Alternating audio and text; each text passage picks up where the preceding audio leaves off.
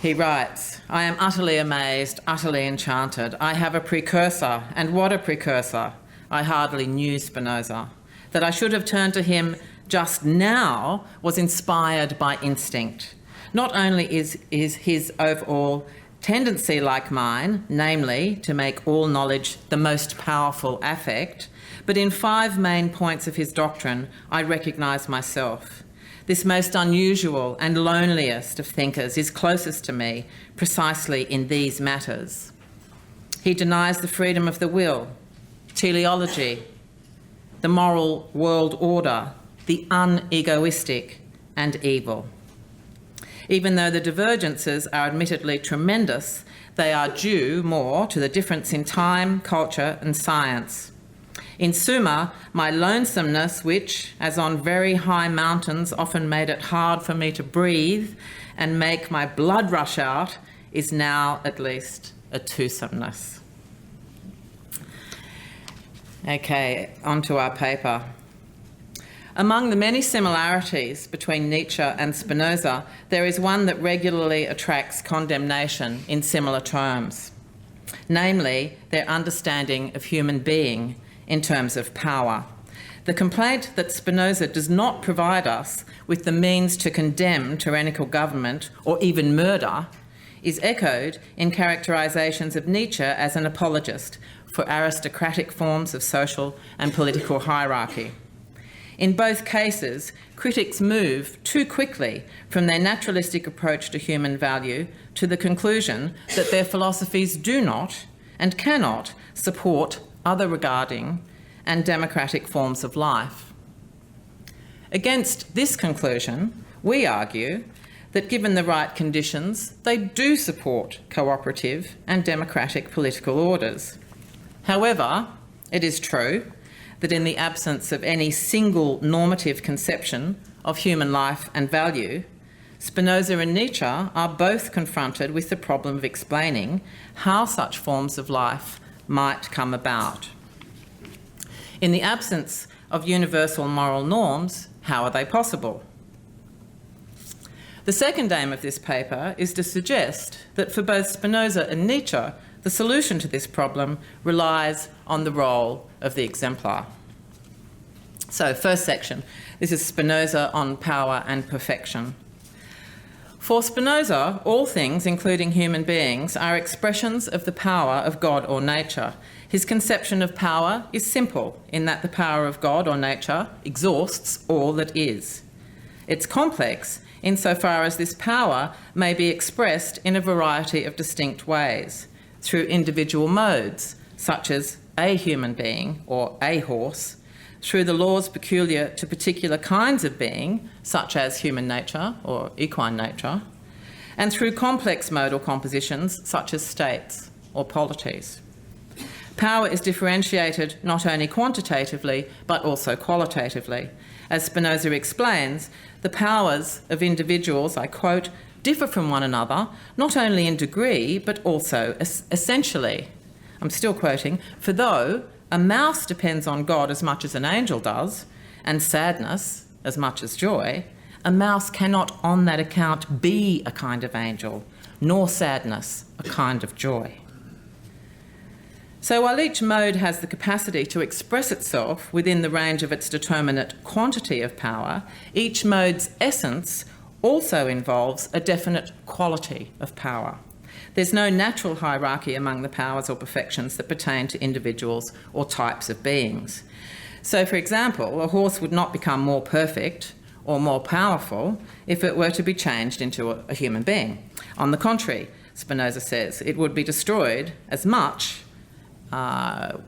if it were turned into a human being as if it were turned into an insect. Nature does not accord human being any privilege over other beings.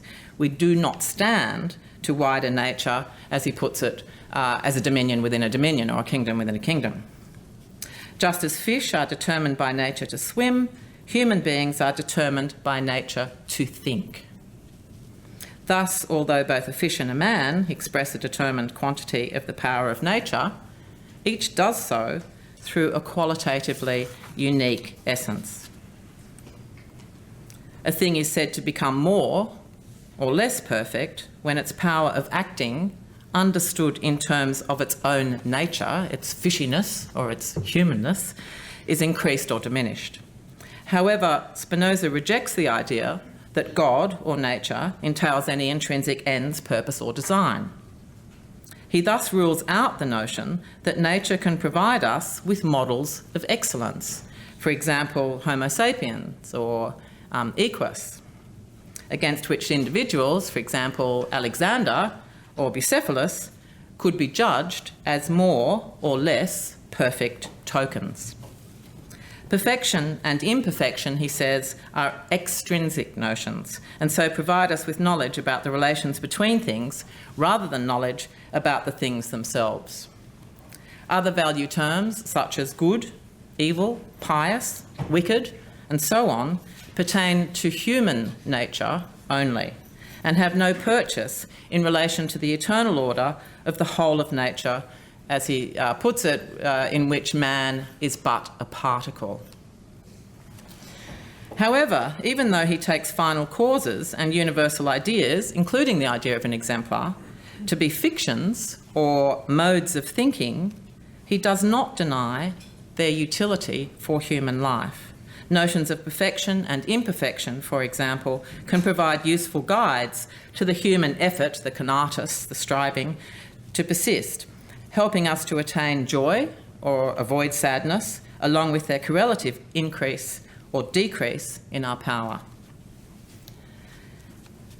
Next section, Nietzsche on power and perfection. Like Spinoza, Nietzsche regards all things as complex expressions of power, and like Spinoza, his will to power theory does not claim that all things seek power over their environment or that they seek self-preservation, but rather that everything seeks to exercise or express its own distinctive capacities. Whether or not that leads to self-preservation or to power over things will depend on the intrinsic capacities of the body concerned and on the environment in which it seeks to exercise its power. What is important, I'm quoting from Beyond Good and Evil, what is important is that a living thing desires above all to vent its strength. Life as such is will to power. Self-preservation is only one of the indirect and most frequent consequences of it. Applied to human beings, this theory takes on a further dimension by virtue of the fact that to a greater degree than all other living things, human beings are conscious of and affected by their actions. This implies that there is an inescapable interpretative element in human action. We act in the light of particular ways of understanding or describing the meaning, goals, and content of our actions. There is also a particular kind of feedback loop between an agent's actions and the agent's self-esteem or self-respect.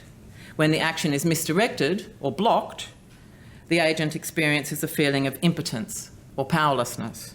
When it succeeds or is believed to have succeeded, the agent experiences a feeling of power. The feeling of power is the decisive element in many of Nietzsche's analyses of human agency throughout Human All Too Human and Daybreak. For example, in his analyses of gratitude, revenge, and pity. The desire on the part of those who suffer to incite pity in others arises because of the feeling of superiority that is achieved by demonstrating that, whatever their misfortune, the one arousing pity still has the power to elicit this response from others. This feeling of superiority provides, he says, a sort of pleasure, and it follows that the desire to excite pity is, he says, a thirst for self-enjoyment at the expense of one's fellows. In Daybreak, Nietzsche suggests that the pleasure obtained from practicing or witnessing cruelty to other animals, one of the oldest festival joys of mankind, he says, can be understood as a form of gratification of the feeling of power. On the genealogy of morality reiterates the claim that cruelty was part of the festive joy of the ancients, and indeed he mentions Spinoza in support of the idea that disinterested malice, or what Spinoza called the sympathia malevolens, was for a long time considered a normal human attribute, this disinterested malice. It was part of the context in which the phenomenon of punishment could emerge, namely on the basis of the equivalence between the injury suffered and, I quote, the pleasure of having the right to exercise power over the powerless without a thought. A passage from On the Genealogy of Morality sums up Nietzsche's mature doctrine of the will to power as it applies to human beings. I quote again, every animal instinctively strives for an optimum of favourable conditions in which it can express fully its power and achieve its maximal feeling of power.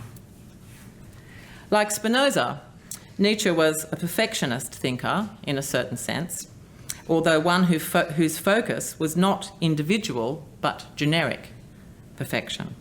He was concerned with the future attainment of the highest possible form of the human species as a whole. He suggests that the ultimate standard against which all forms of morality should be judged is the attainment, I quote, of the highest power and splendour of the human type. Like Spinoza, he insisted on the importance of knowledge of human nature for the flourishing of humankind. For example, in the context of suggesting that, quote, man has to set himself ecumenical goals embracing the whole earth, now that people no longer believed in a God who, I quote again, directs the destinies of the world. He insisted on the need to achieve, I quote again, a hitherto altogether unprecedented knowledge of the preconditions of culture as a scientific standard for ecumenical goals. Herein, he says, lies the tremendous task facing the great spirits of the coming century. Following section has the title Spinoza on Political Community and the Role of Religion. Spinoza's study of biblical narratives and language in the first half of the theologico-political treatise, which, if you don't mind, I'll just refer to as TTP because it's such a mouthful, so theological political treatise.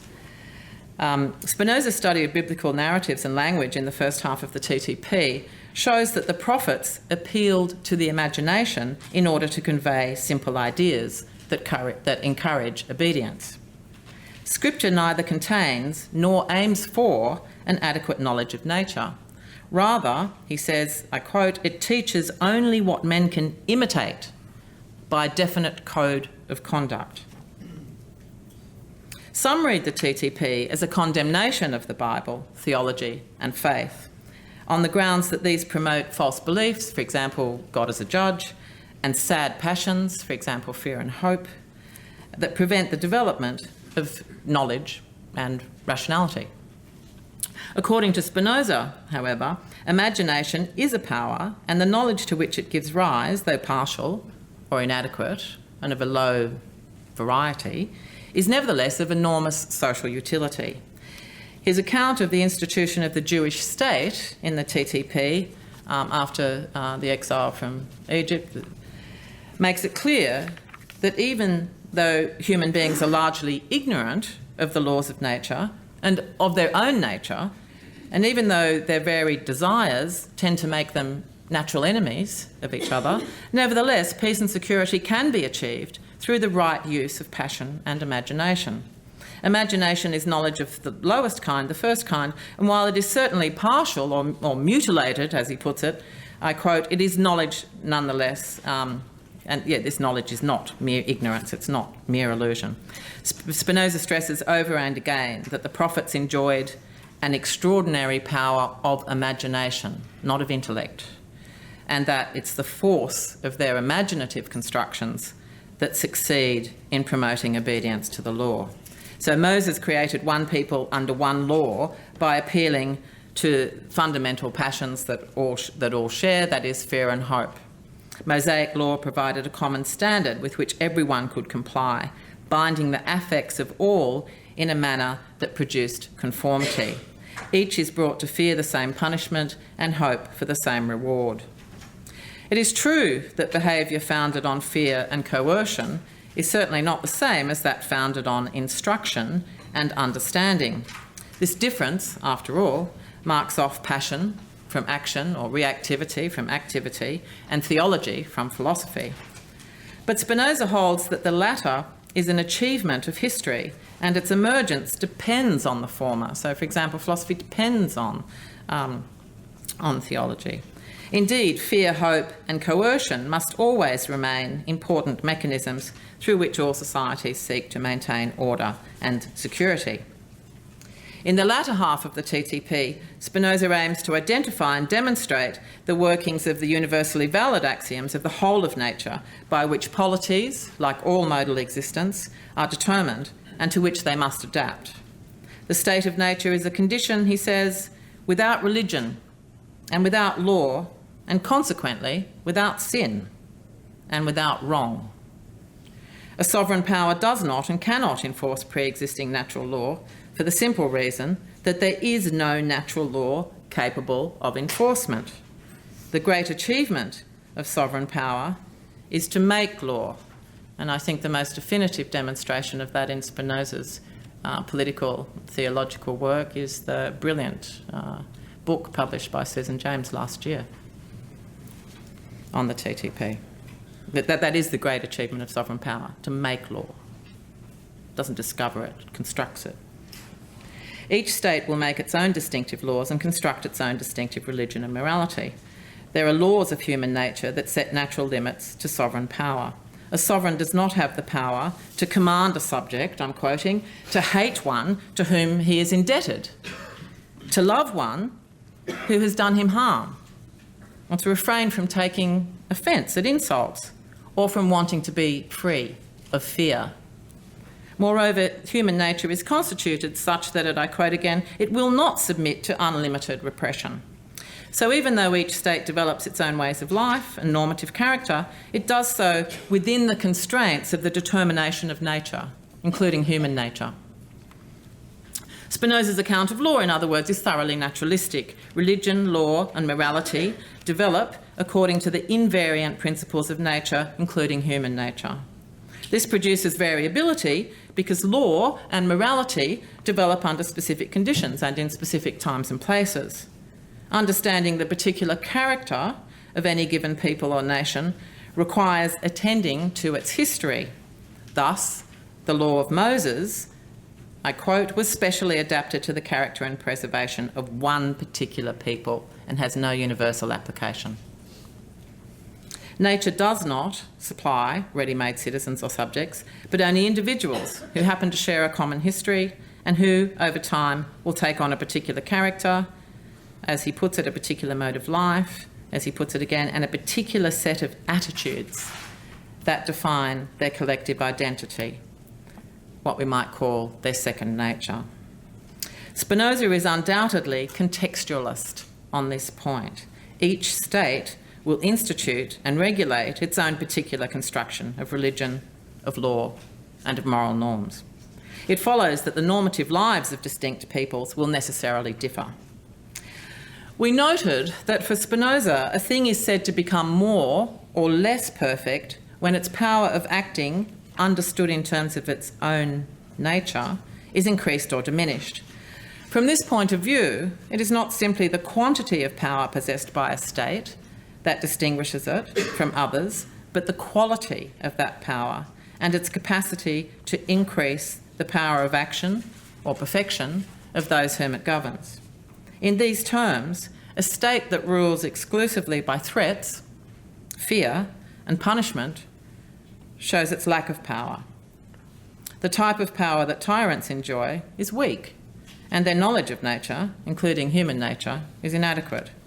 Such states can be judged less perfect than others because they prevent the development of the qualitatively unique human powers of thought and understanding. But what makes democracy a more perfect state form than tyranny? Why should we prefer a democratic state to a tyrannical state? As we have noted, nature has no normative structure. The laws by which it is self-governed are not commands, so they can't be broken and they can't be disobeyed. This is the reason why we cannot imitate God or take him as an exemplar, as Spinoza says. Value is an entirely human achievement, but one that takes place entirely within nature. This means that the conditions that govern the emergence of human values, laws and institutions will follow natural laws that can be revealed. In turn, such understanding can assist the human endeavour to preserve ourselves and to increase our powers of action. It can indicate what are the most enabling values and norms. For Spinoza, as we noted earlier, the distinguishing feature of human beings is that we're determined by nature to think. That is, to imagine, to judge, and to try to understand ourselves, nature, and others. Just as fish are determined to swim, and do so by sovereign natural right, human beings are determined to think, and this we do by a sovereign natural right that cannot be transferred or surrendered by any social compact. The only inalienable natural human right, by my lights anyhow, that Spinoza recognises is this right to think. From a purely descriptive point of view, a sovereign who countermands this right attempts to assert a right to which his power does not extend, and so it or he risks bringing about its own ruin. It would be idle to condemn such a sovereign because it condemns itself by its own actions. From a normative point of view, and this can only mean from the point of view of human flourishing, human values, from a normative point of view, tyrannies can be criticised for failing to understand that the ultimate purpose of the state is to preserve natural human right in a way that allows each to enjoy life. As Spinoza puts it, it's not the purpose of the state to create beasts or puppets. Rather, he says, it's to enable human beings to develop their mental and physical faculties in safety, to use their reason without restraint, and to refrain from the strife and the vicious mutual abuse that are prompted by hatred, anger, or deceit. Thus, he says, the purpose of the state is in reality freedom. From his earliest writings, Spinoza linked the achievement of our highest good with the collective human endeavour to form a kind of society that would allow as many as possible to perfect the intellect and to attain this good. The best and most powerful kind of state, then, is one that recognises the human power of thought and that constitutes itself in a way that facilitates the fullest expression and development of this power by the greatest possible number. Democracy, according to Spinoza, comes closest to the natural state because it recognises and promotes, I quote, that freedom which nature grants to every man. Parts 4 and 5 of the Ethics contain Spinoza's argument for why a philosophical understanding of God or nature and the nested place of human nature within the rest of nature necessarily entails the desire for mutual aid, friendship, honour and justice. The attainment of our highest power and perfection can be achieved only in concert with other individuals whose active powers are mutually enhancing, namely, obviously, other human beings. The problem for Spinoza is not what is to count as the highest good, nor how to bind knowledge of it to the desire for it, but rather how to bring human being to recognise that its essential power or highest perfection is this power to understand. Given that neither God nor nature can provide us with an image or a model of human excellence, and taking into account that values and norms necessarily will vary across time and place, the problem of positing an ideal of perfection at which we might aim seems insoluble. If God or nature does not provide human being with either an exemplar or a moral law, then upon what basis do judgments concerning good and evil rest? Spinoza's response to the normative problem, we will argue, centres on the construction of a fiction, an exemplar of human nature. And it's this notion that provides a bridge between power and morality and between nature and norms. The following section is entitled Nietzsche on Political Community and the Role of Religion. Nietzsche's attitude toward democracy was complex and varied over the course of his writings. During his so-called middle period, however, this is around 1880, He clearly saw the process of democratisation as both irresistible and valuable. He was critical of aspects of democratic political organisation as they existed in Europe around this time, in particular of the role of parties and of the corrupting influence exerted by wealth. He was aware of the many ways in which ordinary citizens lacked the independence of thought and opinion necessary for genuine democracy. He regarded democracy as a form of political organisation, quote, that wants to create and guarantee as much independence as possible, independence of opinion, of mode of life, and of employment. But he distinguished this ideal from the currently existing forms of democratic society by specifying that here he is speaking of democracy, I quote, as of something yet to come. Nietzsche's attitude toward religion was no less ambivalent than his attitude toward democracy. Echoing Spinoza, he acknowledged the role of the Christian Church in educating the human spirit and producing some of the highest exemplars of humanity. On the other hand, he considered the ascetic ideal to be, I quote, a monstrous method of evaluation, the prevalence of which revealed, I quote again, the sickliness of the type man who has lived up till now. For Nietzsche, the means discovered for creating the feeling of power, he says, almost constitute the history of culture. The reason is that for so much of human history, it was believed that natural phenomena were endowed with the power to frustrate human endeavours, and the feeling of impotence was widely and strongly felt. As a result, the feeling of power has become humankind's strongest propensity. Christianity, and more broadly, the aesthetic ideal on which it is based, have long been among the most important cultural means of creating and maintaining the feeling of power. On the Genealogy of Morality outlines how this works. The valuation of human life put forward by the ascetic priest is fundamentally nihilistic, insofar as it judges ordinary life from the perspective of a different kind of spiritual life that opposes ordinary life and condemns it, quote, unless it should turn against itself and deny itself, end of quote. The ascetic priest treats corporeal life as a bridge or a path to another, higher form of life. He represents, quote, the incarnate wish for being otherwise, being elsewhere. As such, the ascetic priest provides a means through which, quote, the whole herd of failures, the disgruntled, the underprivileged, the unfortunate, and all who suffer from themselves can retain their hold on life. Close the quote. The fact that this mode of evaluation arises so often must mean that it answers some deep need in human life itself.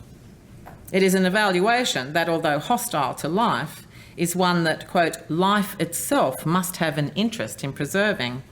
As Nietzsche describes the situation, I quote again, the aesthetic ideal springs from the protective and healing instincts of a degenerating life which uses every means to maintain itself and struggles for its existence.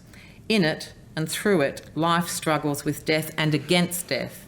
The aesthetic ideal is a trick for the preservation of life. It's in the Genealogy of Morality. The historic mission of the ascetic priest is to rule over and care for the sick herd, those who do not only suffer, but who embody ressentiment and slave morality. He defends the sick herd against itself and, I quote, against anarchy and the ever-present threat of the inner disintegration of the herd, where that most dangerous of blasting and explosive materials, ressentiment, continually piles up. The ascetic priest deals with this threat by telling the sufferers that they themselves are to blame for their suffering, thereby redirecting ressentiment. The priest is the direction changer of ressentiment. Thus, the historical mission of the ascetic priest is to render the sick harmless by giving their ressentiment a backwards direction, enabling them to use their own suffering as a means of self-discipline, self-surveillance, and self-overcoming.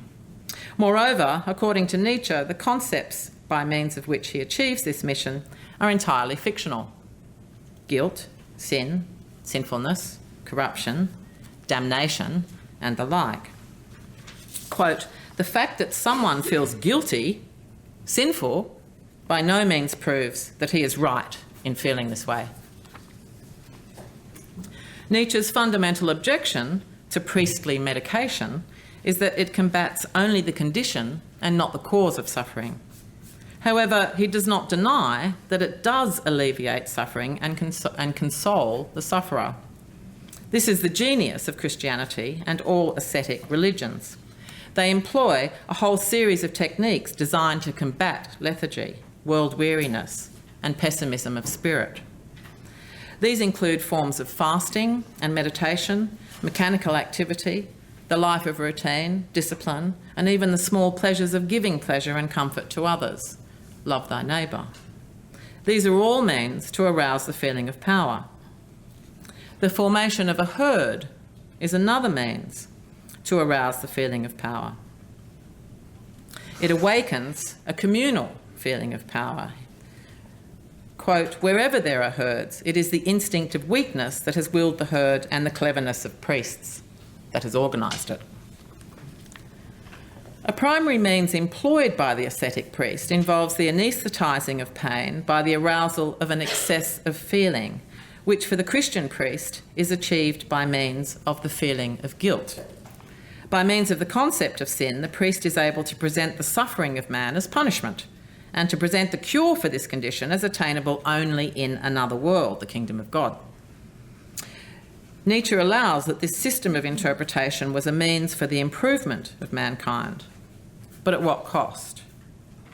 He refers to it as a catastrophe in the history of the health of European humanity, and also, so far as the New Testament is concerned, a ruination of spiritual health. Nietzsche's problem, therefore, is to provide an alternative ideal. This means not only another non-nihilistic and affirmative evaluation of existence, but also a means of communicating this ideal that does not reproduce the forms of dependency and weakness that gave rise to the ascetic ideal in the first place. His solution to this problem takes the form of a philosophical fiction. Thus spake Zarathustra. The next section is called Exemplar and Norm in Spinoza.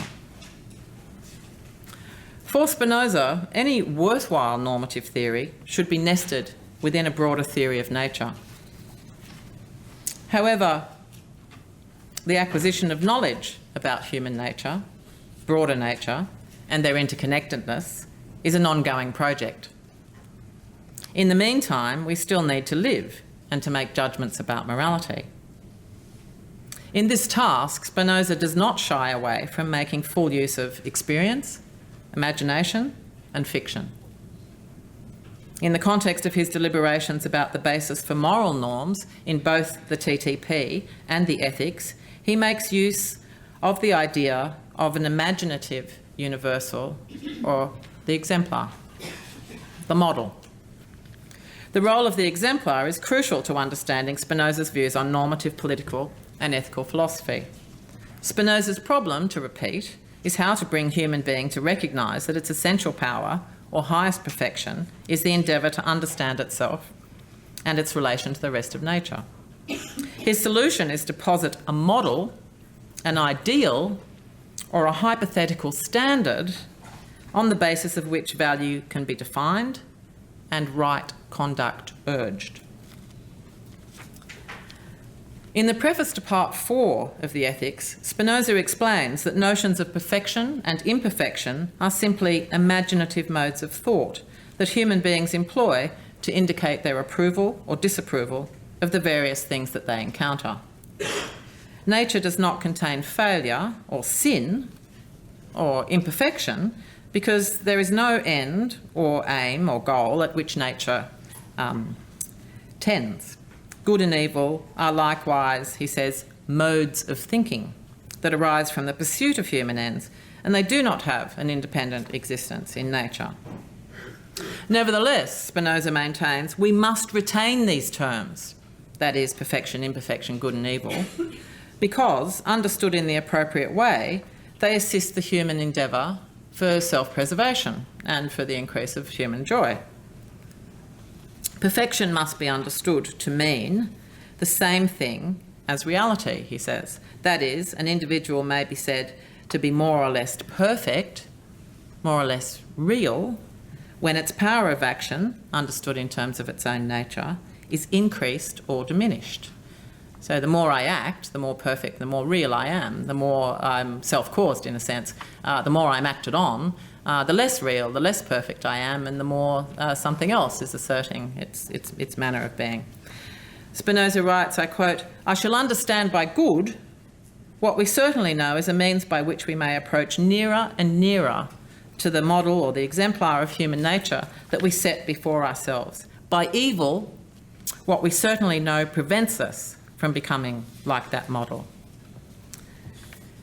Next, I'm still quoting, next, we shall say that men are more perfect or imperfect insofar as they approach more or less near to this model. One striking feature of defining good and evil in this way is that it makes normative judgment a deeply empirical, even experimental matter. Spinoza's model of human nature is no less an imaginative universal, a fiction, than other universals that he had, universal definitions of human being that he'd rejected earlier in the ethics, that include an animal capable of laughter, a featherless biped, a rational animal, and so on. Why then does Spinoza engage in feigning a universal model for human being, and how might such feigning help to solve our normative problem? What makes human beings especially useful to each other and what draws them together is the similarity of their powers. The one inalienable natural right that all human beings share is the natural right to think, that is, to imagine, to judge, and to try to understand themselves and their context, nature.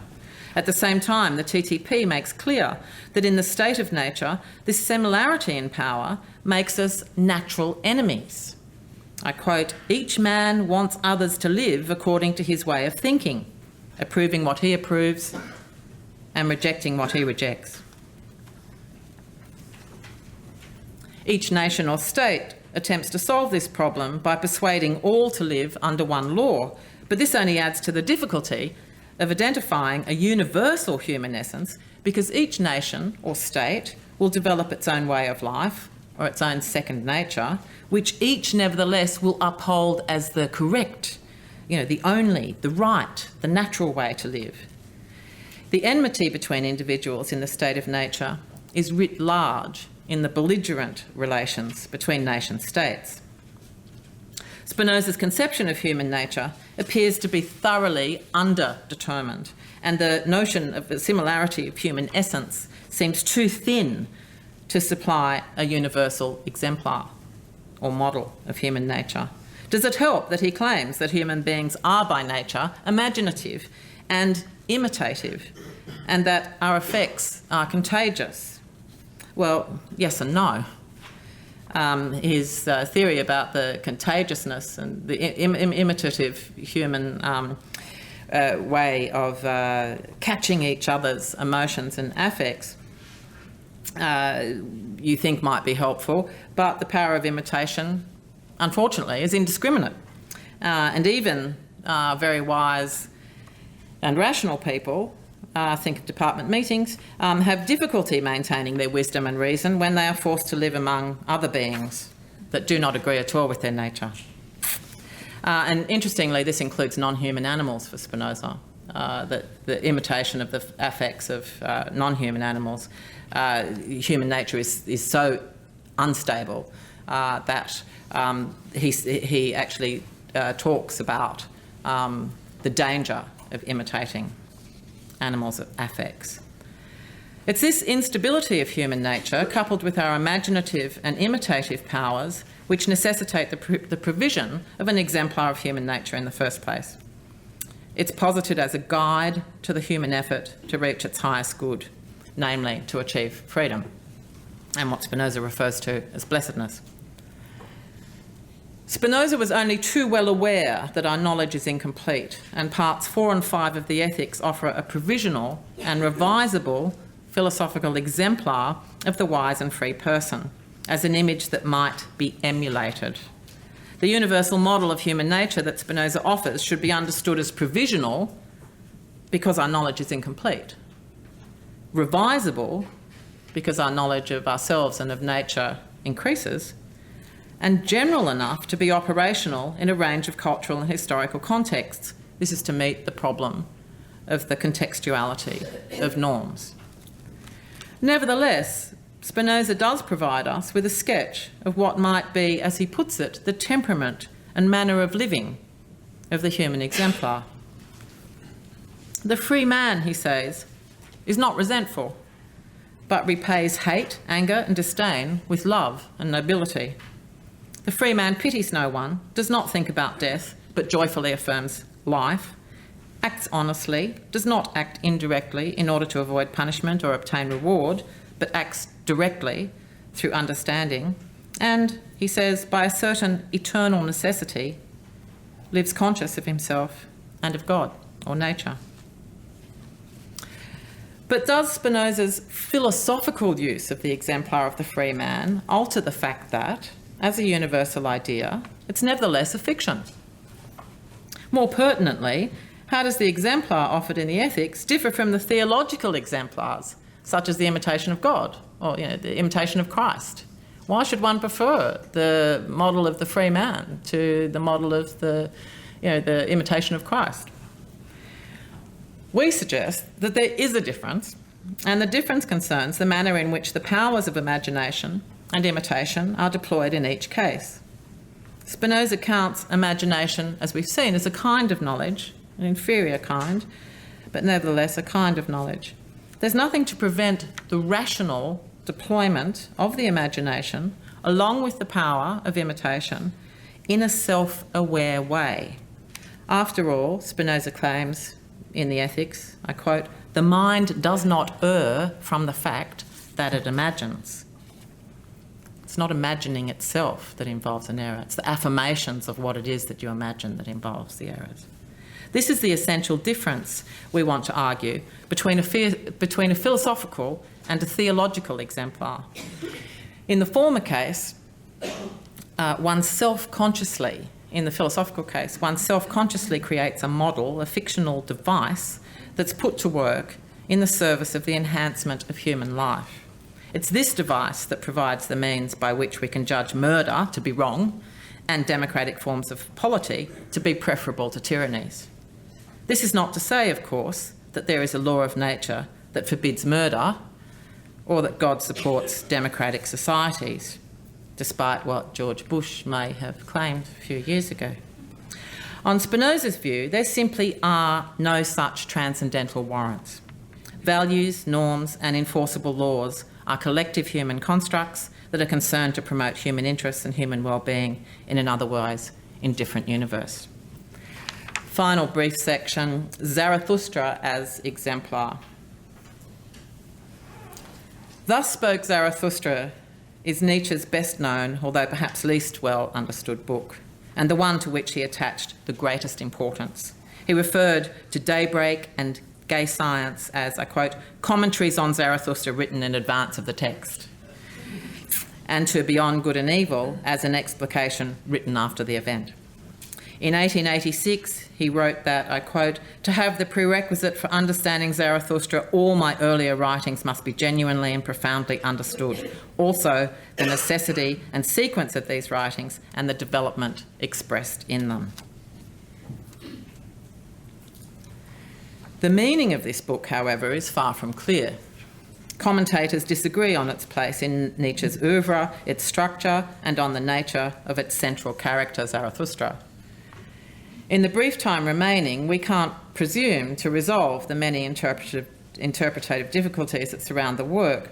However, we do want to suggest that the character Zarathustra embodies an ideal of a higher form of humanity, one that is proposed as an alternative to the Christian conception founded upon the ascetic ideal. Moreover, in explicit contrast to earlier prophets and teachers, He does not lay out a moral doctrine or a moral code for others to follow. Instead, he exemplifies a form of self-transformation or overcoming that turns on his acceptance of the idea that all life, his own included, returns eternally, and that results in a more independent and free-thinking type of human being, freed from the shackles of ressentiment. In this sense, Zarathustra is an exemplar of a higher degree of human perfection, in Spinoza's sense. Among the indications in the text of Thus Spoke Zarathustra that this character functions as an exemplar, consider first the narrative development, and second, the changing relationship of Zarathustra to his followers. At the outset, he appears in the guise of a prophet or teacher. Quote, "I teach you the overman. Man is something that should be overcome." Later, in Of the 1001 Goals, he proclaims one of the doctrines that he shares with Spinoza, namely that the evaluation of things as good or evil has no basis in nature, but is the work of peoples. Quote, "Verily, human beings have given themselves all their good and evil." Close that quote. A table of values hangs over every people, and all past tables of values have all been overcome and replaced by new ones. Zarathustra's view is that the human creation of all such tables of values should now be recognised and taken as the basis for new conceptions of good and evil. Earlier, in reference to the believers in a world behind the world, or afterworldsmen is the title that refers to a key element of the ascetic ideal mentioned earlier. In that text, he proclaims, quote, "I teach humankind a new will, to will this path that human beings have walked blindly and to call it good and no longer slink away from it like the sick and the moribund." Throughout all the teachings of Part 1, there is a strong underlying humanism insofar as tables of values, gods and virtues are all presented as entirely human products.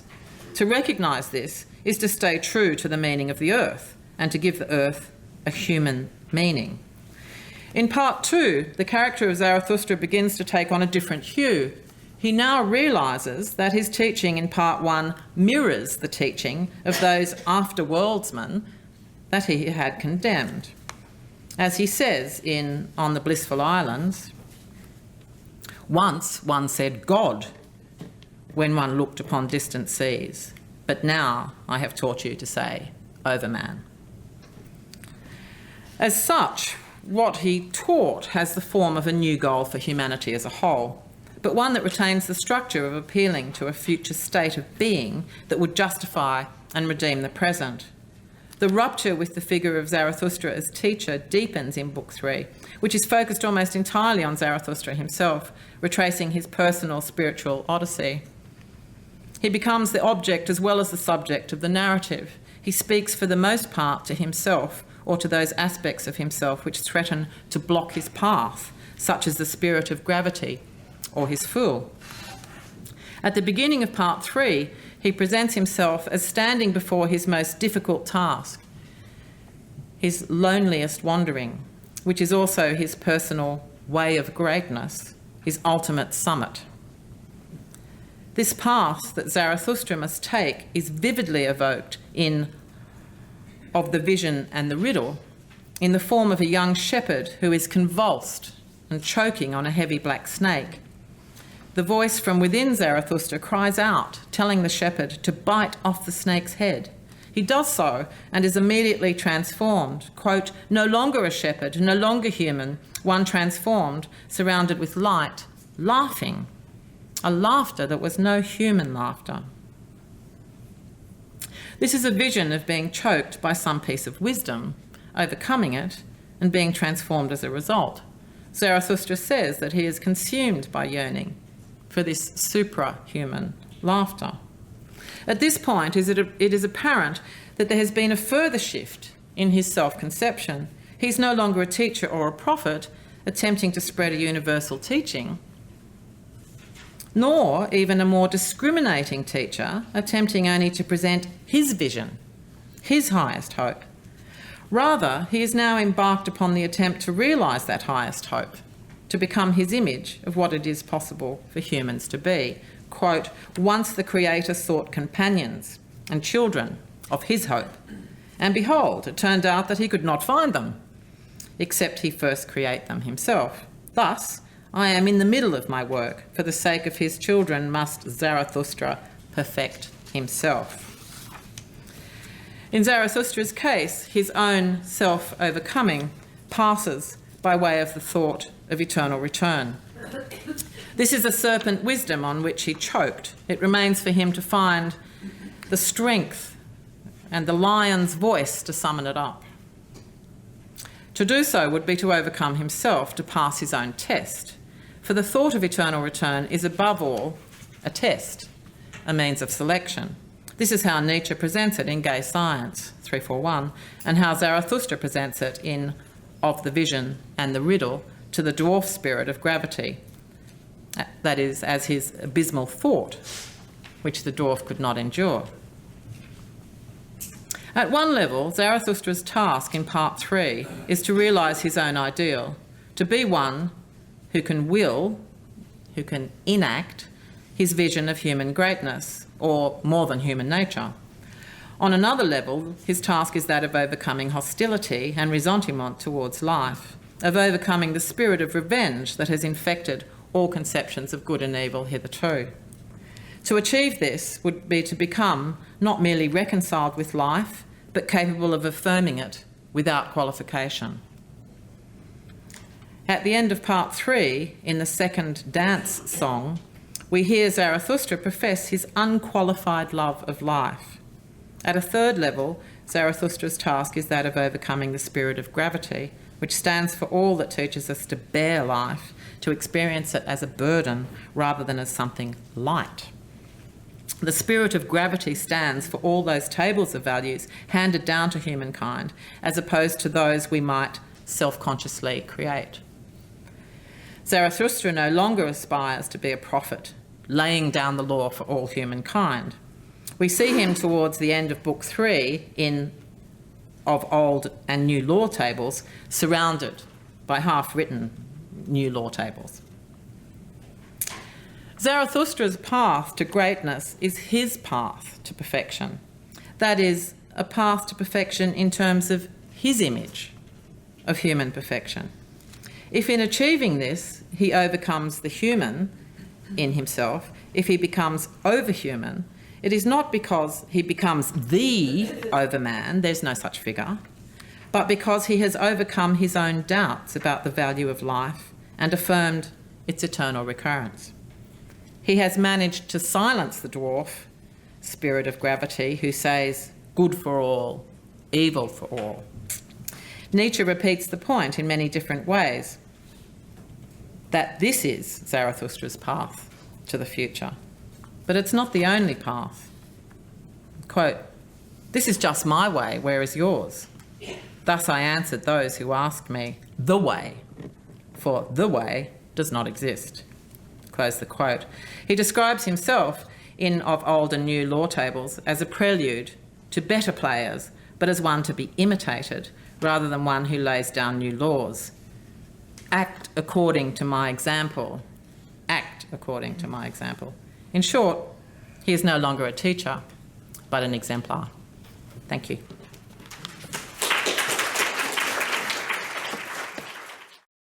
So, Moira, thank you very much. Moira and I should say thank you very much. So you're going to answer all the questions, right? Discussion. Who would like to begin?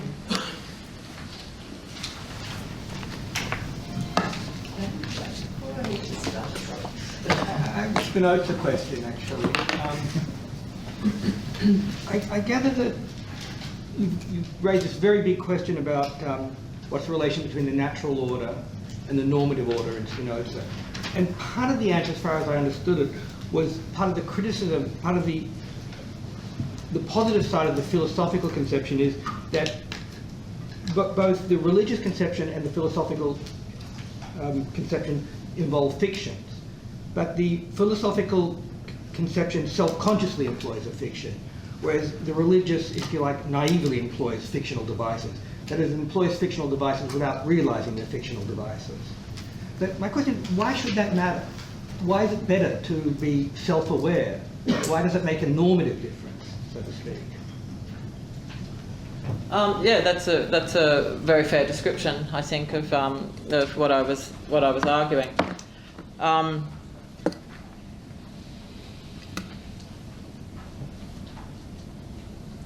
The fictions of religion and of theology are harmless at their origin. So the prophets, he wants to say, are people with very, very strong, robust imaginations who see that, they just have an understanding of human nature. They're just one of these people who just naturally have a certain kind of insight, and they just see what is going to be helpful in this situation. But they don't necessarily understand that. It's almost like an intuition in the everyday sense. And also they may experience their visions as coming from God, or they may experience their insight just as a natural power. So there's I think in the religious attitude, there is scope, I think, for a certain kind of self-awareness, but there would then also be an extraordinary capacity for deception, which Spinoza is very concerned about,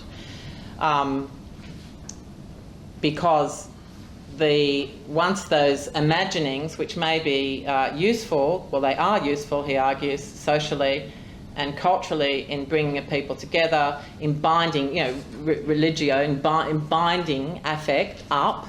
They allow a certain kind of peaceability and so on. But then if they confront people as true, as something external to them, not as something that they produce, then, you can see where Marx, following Spinoza and Feuerbach, gets, the alienation and the mystification. And once you have that kind of situation, then there is enormous scope for the theologians in particular, combine the theologico-political, to block human development, because it can fill the imagination with pomp, ceremony, fears and hopes and so on. Why the philosophical exemplar or the philosophical fiction isn't worrying in that way, what's important about the presence or absence of self-awareness is reason, is rationality, is understanding that if we use an exemplar or a model as a guide, then we can flourish if it's a good exemplar or a good model. But once we understand the model is true, or as the only model, then this is where as Spinoza would say, the natural light of reason is blocked, because we stop understanding things, and rather the fictions are dominated, rather than us using the fictions. The fictions are ruling us. So in other work that I'm doing, I'll just very quickly add this. In other work that I'm doing that Sue briefly mentioned, a theory of art, I think the same. I think there's a similar point to be made. The artist is unlike the prophet, I think, insofar as the artist is aware of, not necessarily, I guess, but is aware of their vision as not being something that has entered them from the outside, but rather as a power that they have to imagine, rather than visitation from God or some such. Just one little comment. I'm very happy with that answer, but I just want to note that it still ultimately comes to a valorization of reason. So we're beginning there, obviously. Look, I'm happy for you to say that, provided that you bring with it all the Spinozistic baggage, which is that reason is always embodied, that reason is always historical, that reason always depends in part on a community of reasoners. So, you know, the comment I made, you know, one cannot remain rational if one is among deeply irrational people all the time. Reason cannot be maintained under those circumstances. So I'm happy for you to talk about valorisation of reason, provided that, you know, one understands this is a very rich conception, in my view, of reason, where, you know, it has to do with being embodied, it has to do with being in relation with others, it has to do with political life and so on. Martin. So Moira, great. This was a great start. Thank you. I heard you arguing that the Nietzschean perfection model is something like a variant or a radicalization of a Spinozian perfectionist trope. And let me give... That's a question that's for probably, Paul. This is definitely a no, question but you, since you were reading it, I hold you accountable for it. Let me give you a counter story. And let's distinguish three forms of perfectionism. I call them Aristotelian, Spinozian, Nietzschean. And I would argue that the Spinozian is much closer to the Aristotelian, and the Nietzschean is much more a break with the other two than you were seeming to imply. And I'll tell you why. And this has to do with the connection, the possible connection between human nature, perfection, and the knowledge of human nature. One could argue that in Aristotelianism, it's just a name for it, the norm, or that to which we should approach ourselves, is derived from the knowledge of human nature, which is accessible. So we see the internal criteria or standards in human nature. Approaching them means realizing them. In Spinozism, as you rightly pointed out, the exemplar points to the fact that this knowledge is never to be had, because human nature is inexhaustible, let's say. We don't know what the body and the mind will do. So therefore we need a fictitious element filling this gap of knowability, let's say. But still there is an internal connection between knowing human nature and designing or projecting this kind of exemplar. And therefore still the model or the exemplar refers to human nature as something that could in principle be known and could be referred to positively, let's say. And I would argue that Nietzsche's own conception is a break with this idea. I think he would say perfection is not about knowing and not about human nature, because this is nothing you can approach at all, because this is a matter of experimenting, creating. And therefore Zarathustra seems like a philosopher, a knower in the first books of in the first parts of the book, but he ceases to be so. So he's a character. This is something that has to be lived, not known. And I expect you now to say, but this is what Spinoza says too. And I would say, no. Because in Spinoza, the exemplar still is that of a wise man, a knower. Whereas in Nietzsche, this seems to be something else, a liver, or an incorporated being doing things in which the more rational, reasonable, knowing-related parts are probably accidental, let's say, not essential. Whereas for Spinoza, of course, the essence of human nature is knowledge. And that for me seems to introduce a break, which might be the break, by the way, of philosophical modernity. And it could be that Spinoza, in this sense, is standing before this threshold, and a certain trust in knowledge or reason might, in a way, relate him to a more ancient universe, which may be fine. It can be, of course, I think, defended with many philosophical arguments. But you could pitch the Nietzschean invention, another exemplar, let's say, exactly against this. So Paul and Moira, you might both like to... But I'll just say something very briefly, because I think it is really a question for Paul. But you're right, Martin, we disagree, I think. I would think Spinoza is much closer to Nietzsche than to Aristotle, partly because, or even Aristotelian, you know, if you're thinking of virtue ethics or whatever, because the notion of any kind of human essence in Aristotle or in Aristotelian approaches, I think is quite robust. Whereas I think the notion of a human essence in Spinoza really amounts to a degree of power. And I suppose for us to really thrash this out, we'd have to put our cards on the table about nominalism. Where do you stand vis-a-vis nominalism? And I think Spinoza probably is a nominalist. I think he doesn't have a very strong conception of what human nature is. What I'd like Paul to talk about, if possible, is I think he's arguing vis-a-vis Nietzsche that the exemplar is individualistic. It's not a universal, like, be like this. You know, it's this is my way, what's yours? And I think, although I don't think that captures Spinoza's conception of the exemplar, I think nevertheless, he thinks human beings are similar. They're not the same. And I don't see how you can get a very robust conception of human nature out of Spinoza.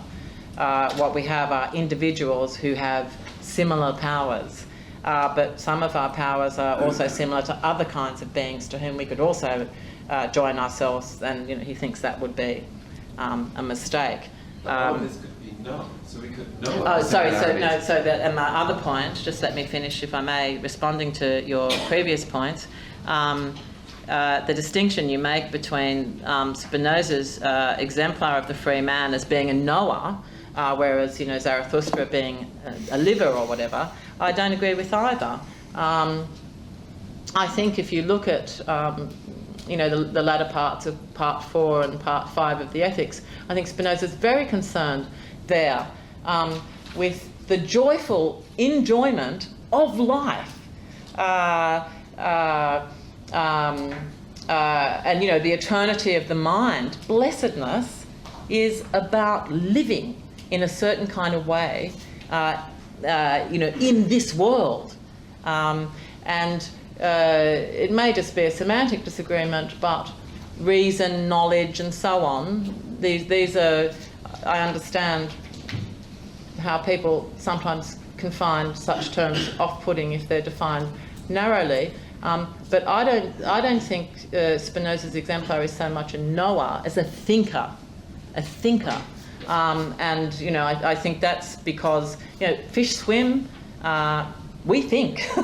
That's what we do. That's our major power. And one could argue that we think when we're dancing. It's not as if thinking is all about philosophy and knowledge. It could be broader. We've got some more questions, but Paul. Just briefly on that, I think Moira's last remarks do help to narrow the gap between Spinoza and Nietzsche and the figure of Zarathustra. Precisely because Nietzsche, above all, raises that question of what it is to know. This is one of the fundamental questions of the last part of On the Genealogy of Morality. Why the value attached to truth? And I do think that he has a conception of what it is to know that is bound up with a certain way of life, if you like, or a certain attitude toward life. And I think there's probably more to say about Zarathustra's own commitment to knowledge of a certain kind. I'm fairly sure that there are passages in which he does not. He also insists on the importance of knowledge and knowing. The passage that we quoted is one that comes from an earlier text in Human All Too Human, in fact, and there it's quite striking, I think, the degree to which Nietzsche, who's often portrayed as an anti-Enlightenment thinker, quite self-consciously embraces the Enlightenment and the value of knowledge. And at that stage, at least, precondition of the figure, the philosophical fiction of Zarathustra. He is quite explicit on the importance of a knowledge of human nature and human history as a precondition for thinking about new ways of being and new attitudes toward life. You say fish swim and humans sing. Heidegger says birds sing, humans say being. But this is a specific Aristotelian telos. So pressing on onto these questions, like Aristotle himself toys with the question, well, what if the human telos is to do nothing? He rejects that. He says, no, it is to think. This is the human telos. And so when you say, when, for example, Nietzsche says, there is no, I find in Spinoza no teleology, in a sense, we could say, no, it is here, it is to think. Now the thing is, this thought is not a norm to be found either in nature or in God, God being nature. So it is something specifically human. Like God, in that sense, does not think. He is somehow morose or stupefied. It's a God that doesn't think. So this human does not partake either in nature, in that sense, or in God. In which case there is a specific insulation and solitude of humanity, because otherwise, there could be an exemplar in God, imago and similitudo Dei. There could be this aspiration to think like God, and for example, to be like God, to love thy neighbor as God loves you. For example, as Kierkegaard says. So what I mean to say, there is this fissure, there is this split in man thinking and nature and God not thinking. And so that, in a way, God is in constant kind of war with nature and God, and at the same time also in constant war within oneself. Because while man is free to think, I'll be very, very quick, I'll wrap it up, yeah. So while as man is free to think, man does not have a free will. So there is a fissure between man's free thought and man's free will. So isn't that alienation, like this constant fissure between man and nature and God on the one hand, and within man himself, between man's supposed lack of free will and supposed freedom of thought? I'm not entirely sure what the question is, but I mean, if it is the specificity of human nature, I mean, I think that is something that Spinoza and Nietzsche both share, but they understand that specificity of human nature as a being that thinks, or as we were stressing in relation to Nietzsche's application of his cosmology of will to power to human being. This is a being that not only exercises its power, but does so consciously and in the light of an understanding of its actions, their content, their aim, and so on. In other words, thought for Nietzsche, no less than for Spinoza, is the crucial and significant difference of human nature from the rest of nature, which doesn't give it any particular privilege, but it does mean that it is a specific element of nature. So I don't think there is a difference, but I don't see it as a fissure or as something that is problematic in their working out of that conception. I mean, just to echo that, I would say in Spinoza, God thinks. There's no fissure or split or gap between man, nature, and God in terms of, they're different powers of thinking, different powers of thought. But we've got such fundamental interpretive.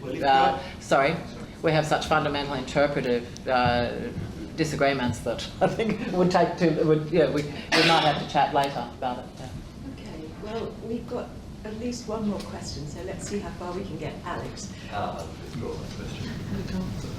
Really? Yeah, go ahead, get someone else.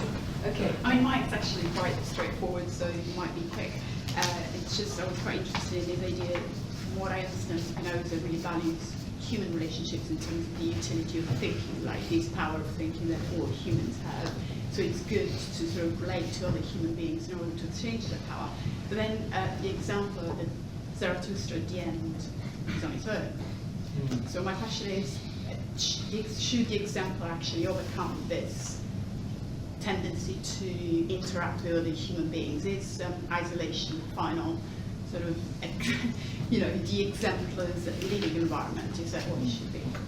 I think that's a really interesting question. It's one that we talked about in writing this paper.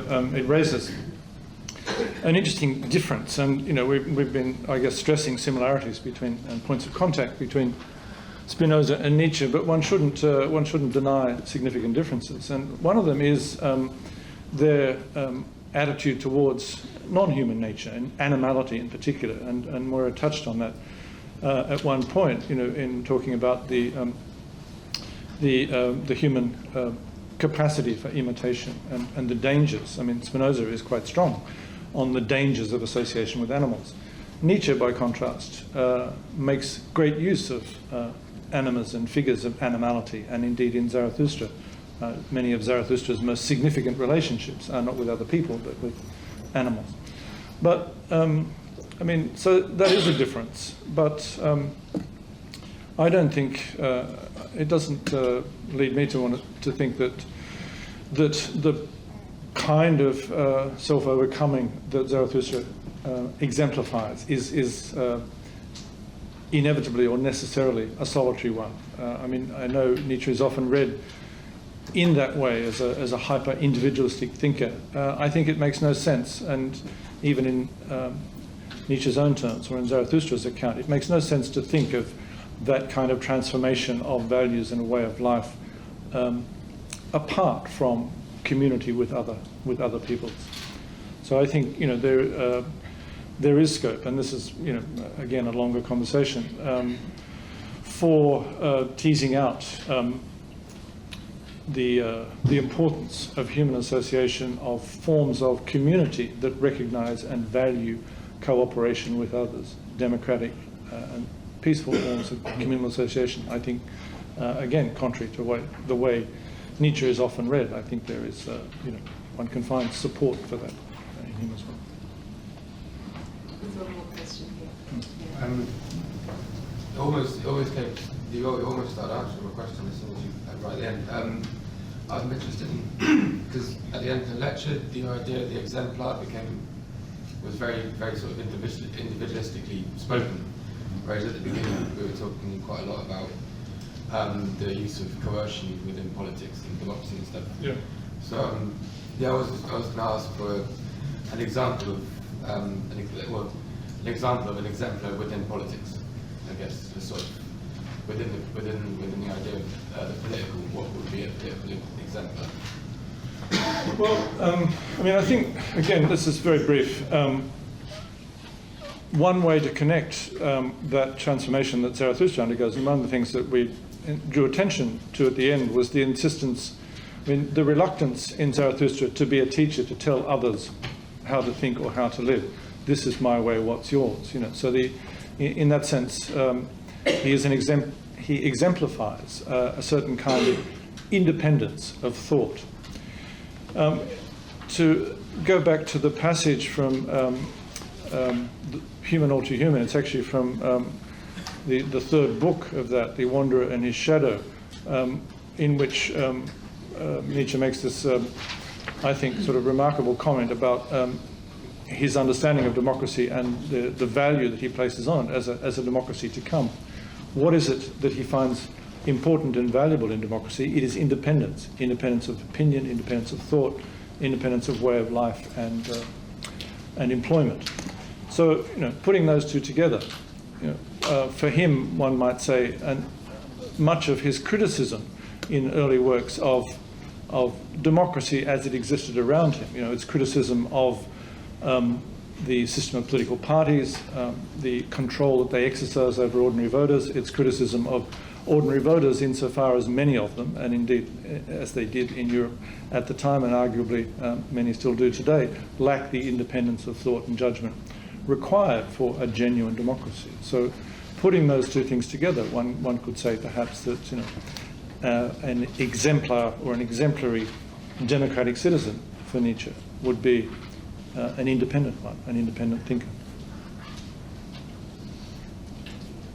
There's a question here, and I think that will have to be our last. Yes, just coming back to the first question about self-consciousness.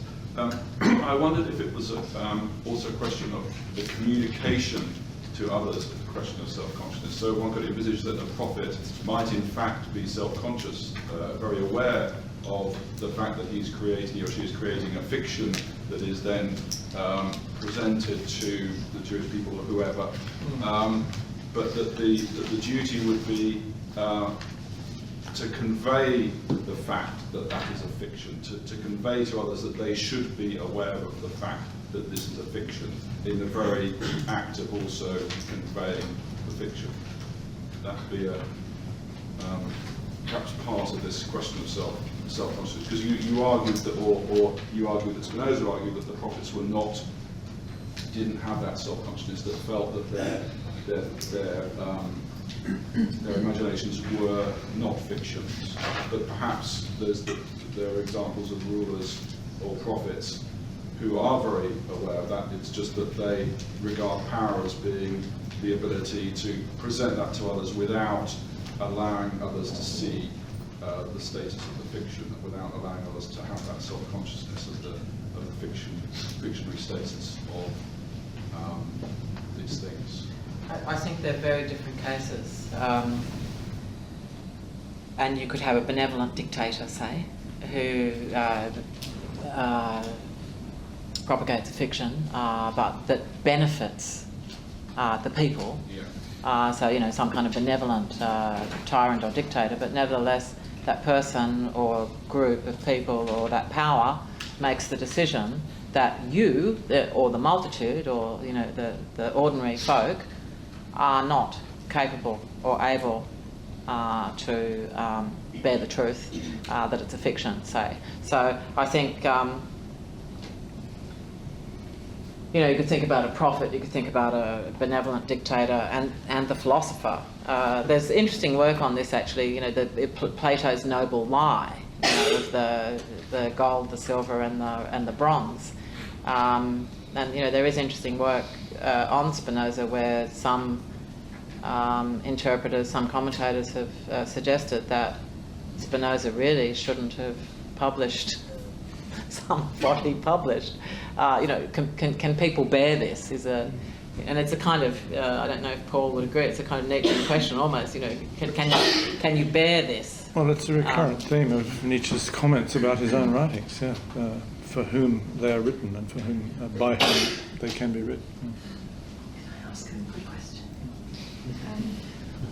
I'm afraid I'm going to say no. I know there are lots of people who have questions to ask, and I hope there'll be plenty of opportunity to bring them up again in extra sessions. It doesn't seem quite fair to let you jump and keep. I hope that's all right. So now I think we should just close the session and thank Paul and Moira, and we shall return at 2 o'clock to hear John Rutherford. But Paul and Moira, thank you very much. It's wonderful.